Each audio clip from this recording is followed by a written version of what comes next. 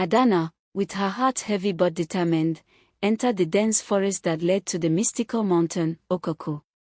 The forest was filled with whispers and shadows, and strange creatures lurked in the darkness. But Adanna kept her head high and her spirit strong. As she walked deeper into the forest, she encountered many challenges. She saw glowing eyes in the bushes and heard eerie sounds that sent shivers down her spine.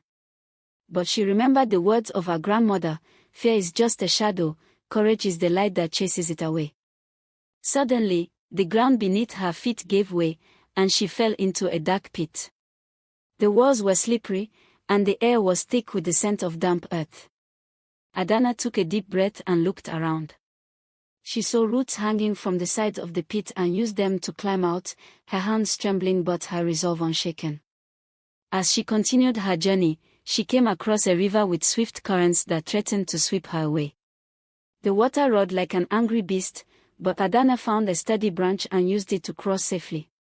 She climbed over tall rocks, her feet slipping on the moss-covered surfaces, and crawled under fallen trees, her heart pounding in her chest.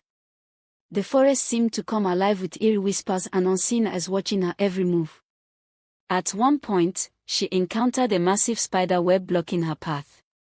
The web glistened with dew, and the spider, as big as her hand, scuttled menacingly towards her. Adanna took a deep breath, grabbed a stick, and carefully cleared the web, her heart racing but her determination unwavering.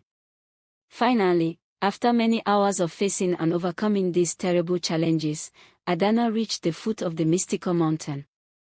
She began to climb, her breath coming in short gasps, but she did not stop. The higher she climbed, the colder it became, but she wrapped her cloak tightly around her and kept going. At the top of the mountain, she found a sacred altar. She placed the sacred sacrifice on the altar and said a prayer for her village. Suddenly, a warm light enveloped her, and she felt a sense of peace wash over her. The gods were pleased, and peace would return to Oku. Adanna made her way back down the mountain, her heart lighter than before. When she returned to the village, everyone cheered for her. The king was overjoyed and announced that Adanna would marry the prince, as promised. The wedding was a grand celebration, with music, dancing, and feasting. Adanna and the prince were happy, and the village of Oku prospered once again. The crops grew tall, and the people were healthy and strong. Adanna had not only brought peace to her village but also taught everyone the importance of courage, determination, and true friendship. And so, the legend of Adanna, the brave girl who saved her village, lived on for generations to come.